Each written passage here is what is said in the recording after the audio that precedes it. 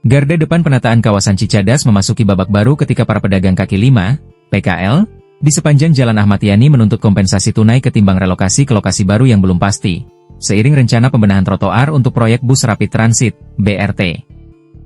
Ketua Persatuan PKL Cicadas, Suherman, menyatakan upaya relokasi yang berlangsung puluhan tahun selalu menemui kendala lahan, sehingga para pedagang menilai pemberian uang kompensasi sebagai opsi lebih realistis dan efisien bagi anggaran daerah. Suherman mengusulkan kompensasi sekitar 10 juta rupiah per orang dengan perhitungan total sekitar 6 miliar rupiah untuk seluruh PKL, yang menurutnya lebih murah ketimbang investasi pembangunan tempat relokasi bernilai puluhan miliar, dan sekaligus memungkinkan trotoar Cicadas segera dibersihkan.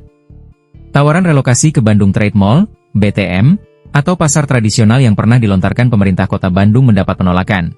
Para pedagang menilai sewa di BTM mahal dan sepi, sementara pasar tradisional tidak lagi menyediakan ruang bagi gerobak mereka. Sementara itu, Wali Kota Bandung Muhammad Farhan tetap pada kebijakan pembersihan trotoar untuk kelancaran mobilitas transportasi publik dan menawarkan alternatif solusi bagi pedagang yang ingin bertahan secara ekonomi. Farhan mengarahkan pedagang aktif untuk masuk ke marketplace digital sebagai opsi berjualan, serta membuka kesempatan penyewaan di pasar tradisional atau BTM bagi yang memilih berjualan secara fisik, meskipun kapasitas dan kondisi sewa dinilai tidak ideal oleh PKL. Dinas terkait dan Satpol PP dilaporkan telah memulai pembongkaran kios-kios yang tidak lagi ditinggali. Namun nasib sekitar 560 kios yang masih aktif masih menggantung antara tawaran sewa di mal atau tuntutan kompensasi tunai. Isu ini memunculkan perdebatan mengenai prioritas tata ruang kota, antara kebutuhan fasilitas transportasi publik yang rapi dan kebutuhan ekonomi sehari-hari pelaku usaha informal yang berakar puluhan tahun di Cicadas. Kedepan, pihak pemerintah daerah diharapkan memperjelas mekanisme kompensasi, skema relokasi yang fleksibel, serta dukungan transisi digital atau ekonomi alternatif agar penataan trotoar tidak memicu konflik sosial berkepanjangan.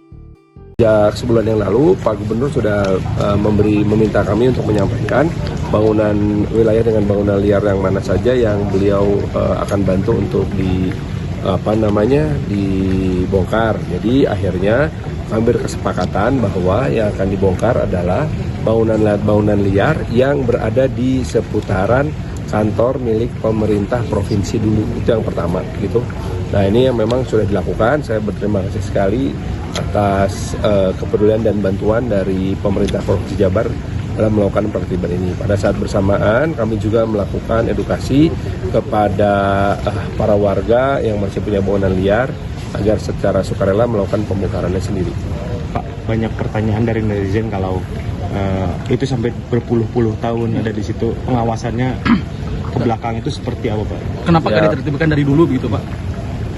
Karena ada perlawanan, tidak pernah ada edukasi.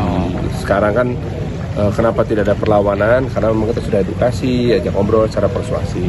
Jadi pembongkaran itu tidak menimbulkan gesekan, itu yang paling penting. Pak, untuk relokasi sendiri katanya dari Pak Gubernur menunjuk Pemkot Bandung atau untuk relokasi. Secara regulasi sebetulnya tidak ada kewajiban untuk relokasi maupun kompensasi. Tapi kewajiban kami adalah memberikan pelatihan. Untuk itu kami akan bekerja sama dengan beberapa konsultan dan juga perusahaan-perusahaan besar yang menyediakan platform marketplace e-commerce agar para pedagang PKL ini menggunakan platform digital tanpa perlu berjualan di atas trotoar lagi. Pak, yang Cicadas juga Pak Gubernur minta dibereskan, Pak, gimana? Iya, kan sedang dibereskan oleh kita. Semuanya? Karena gini, kita kan sedang mau membangun BRT, tetapi kan dari awal sudah ada penolakan. Ya. Maka kita ngobrol dulu yuk. Gitu. Kenapa memang agak sulit? Karena itu yang membangunnya dulu adalah pemerintah kota. Iya. Iya kan. Jadi ya kita juga mesti bongkar. Kita bongkar satu-satu. Saya sudah berpesan juga kepada teman-teman, kepada para camat, lurah di kewilayahan beserta Satpol PP untuk melakukan pembinaan dan pembongkaran. Sedangkan pembinaan usahanya nanti oleh Dinas KUKM. Termasuk yang masih aktif berarti Pak bakal dibongkar juga? Yang masih aktif juga itu akan kita arahkan untuk melakukan masuk ke dalam marketplace digital. Marketplace. Bukan relokasi berarti Pak ya? Atau kompensasi? Kalau relokasi kan kita tawarkan untuk menyewa di pasar. Di pasar? Di pasar kan ada beberapa titik pasar di sana, terutama BTM.